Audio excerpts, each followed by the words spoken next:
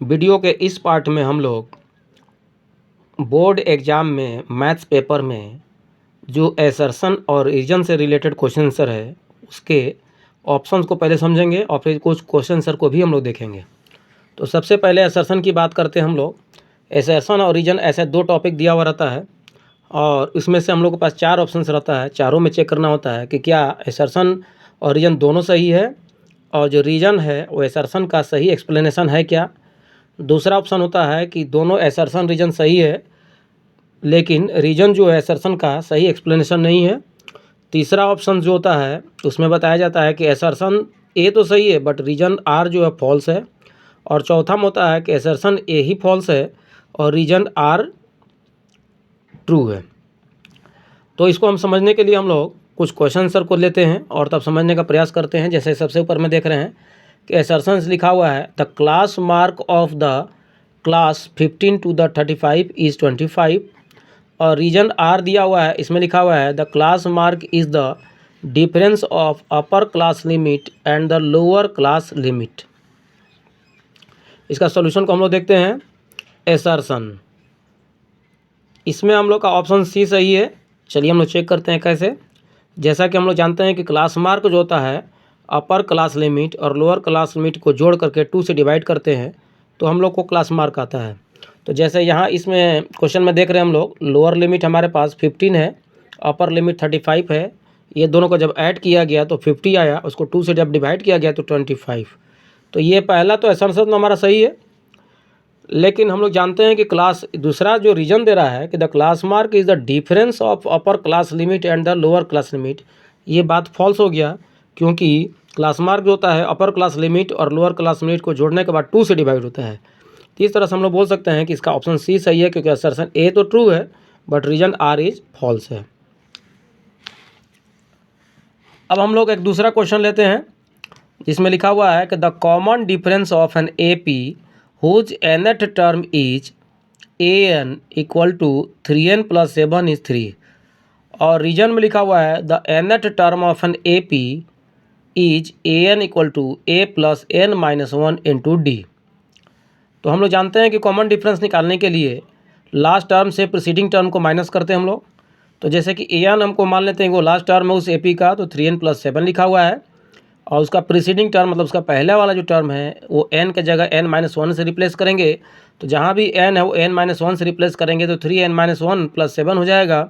आगे सॉल्व करेंगे तो 3n माइनस 3 प्लस 7 और 3n और यहाँ पर अपोजिट साइन में घटता है तो 7 में से 3 जाएगा तो 4, तो ये 3n प्लस 4 हो जाएगा। तो इस तरह से an जो है 3n प्लस 7 जो जैसा कि क्वेश्चन में गिवन है और an माइनस 1 ये अभी हम लोगों ने निकाला और दोनों को डिफरेंस करने का मतलब कि लास्ट टर्म से प्रीसीडिंग टर्म को माइनस करेंगे तो 3n plus 7 minus 3n plus 4 हो जाएगा। ब्रैकेट जब ब्रेक होगा तो 3n और 3n कट जाएगा, 7 में से 4 चला जाएगा 3। इसका मतलब जो असर्शन दिया हुआ है हमारा वो कॉमन डिफरेंस 3 वो सही हो गया। अब दूसरी बात हम लोग देखते हैं कि रीजन जो है तो nth term of an A P is an equal to a plus n minus 1 into D.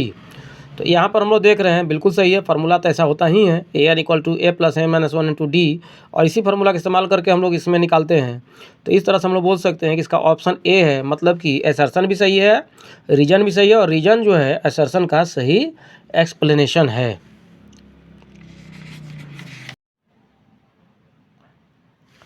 Next question हम लोग देख रहे हैं असर्शंस और रीजन। असर्शन में हम लोग लिखा हुआ है कि mid point of a line segment divides line in the ratio 1:1 और रीजन आर में दिया हुआ है if area of triangle is 0 that means points are collinear. तो पहले असर्शन को चेक करते हैं। हम लोग अच्छा से जानते हैं कि अगर कोई लाइन सेगमेंट को मिड पॉइंट से कट होता है तो 1:1 रेशियो में होता है। इसका मतलब कि असर्शन ए वाला बात सही है। रीजन आर में बोल रहा है कि अगर किसी भी ट्रायंगल का एरिया 0 हो जाए इसका मतलब कि वो जो तीनों पॉइंट ए बी सी है वो कोलिनियर है। कोलिनियर मतलब कि एक सीध में है। तो हम लोग इस तरह से बोल सकते हैं कि असर्शन ए भी सही है, रीजन आर भी सही है, लेकिन यहाँ ऑप्शन बी होगा क्योंकि वो अपने अपन में तो सही है लेकिन जो रीजन जो है वो असर्शन का सही एक्सप्लेनेशन नहीं है। दोनों अपने अपने जगह पर सही है बट इसका एक्सप्लेन वो नहीं करता है।